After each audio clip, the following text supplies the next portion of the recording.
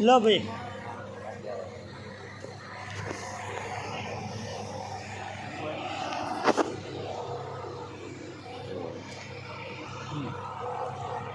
हाँ बराबर ફેરવી દો જો આપણી જે જૂની પરંપરા थी वो यही है कि हमारे जो भी देवी देवता है तो उसके हाथ में हथियार है। तो आप हथियार बिना क्यों है? सबसे पहले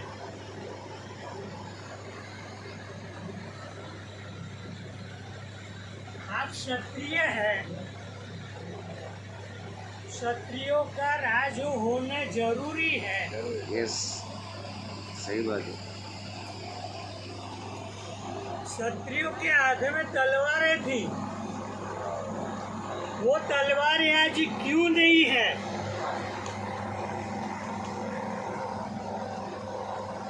तो उसके लिए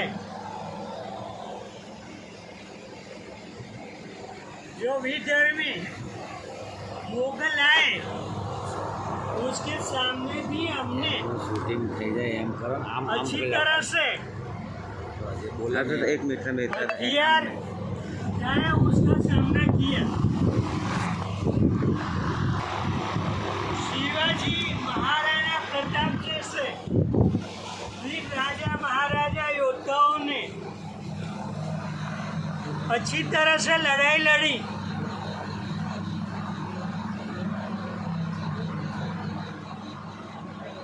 जब अंग्रेज हुकूमत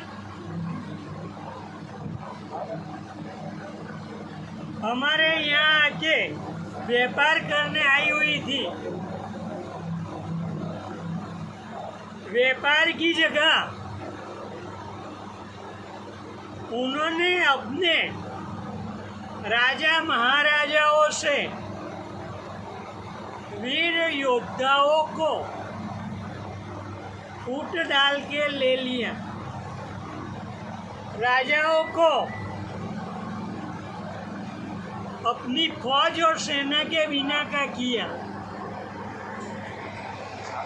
और हमारा जो 1857 में जो विप्लव क्रिया क्रांति की, तब भी वो लोग डर चुके थे। उन लोगों ने सिर्फ वही काम किया कि आम प्रजा के हाथ में से हथियार भी छीन लिया और 1860 का जो कायदे कानून लगाए वो भी आज तक भी चालू है, जिसकी वजह से निशस्त्र होने से वो कलमों के जरिए हमारे पे राज करते रहे। બાપુ આમાં શું કરવાનું? वास्तव में 1819 आजादी की लड़ाई के बाद में हमें गांधी नेहरू ने बेवकूफ बनाया। आज भी हमारे हाथ में हथियार नहीं है, तो 1860 के बाद के जो हमारे हाथ में हथियार नहीं थे वो पूर्ण रूप से हमें जो हमारा अंग्रेजों ने 20 टुकड़े किए हैं वो इकट्ठा करना है। तो पूर्ण रूप से हमारे बच्चों के हाथ में हथियार होना जरूरी है। हमारा जो भी भगवान था, कृष्ण देखो, राम देखो या शिवाजी देखो, महाराणा प्रताप देखो, तो सभी ने बाल अवस्था में हथियार उठा के पापियों का संहार किया था। तो आने वाले जो भगवान हैं वो भी बाल रूप में हथियार उठा के पापियों का संहार करेंगे। इसलिए क्षत्रियो जागो और अपने बच्चों के हाथ में जब विश्व युद्ध का खतरा मंडरा रहा है तब हमारे बच्चे के हाथ में सबसे पहले लेटेस्ट से लेटेस्ट हथियार होना जरूरी, आना जरूरी है। और उसके लिए 18 से 22 साल के लड़के को, नवयुवक को खास करके अग्निवीर ज्वाइन करवाए।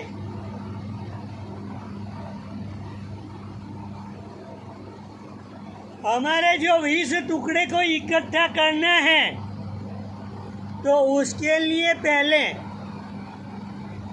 हमें अपनी जनसंख्या को भी देखना पड़ेगा।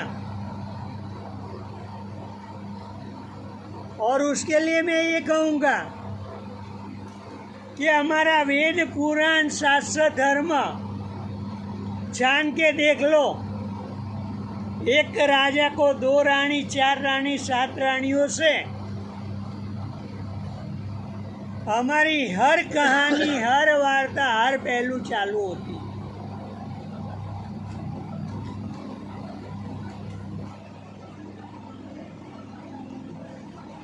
सिंह पर 4-5 सिंहण होती है।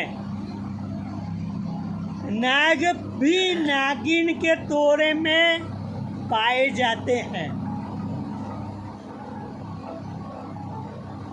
और 125 साल का बुढ़ा हुआ तो भी वो बच्चा पैदा कर सकता है, लेकिन नारी है वो 50 साल के बाद में बच्चा पैदा नहीं कर सकता। ये साइंटिफिक रीजन के साथ में हमारी हर कहानी, हर पहलू को जान के जो नेहरू गांधी ने हमें भुला दिया है,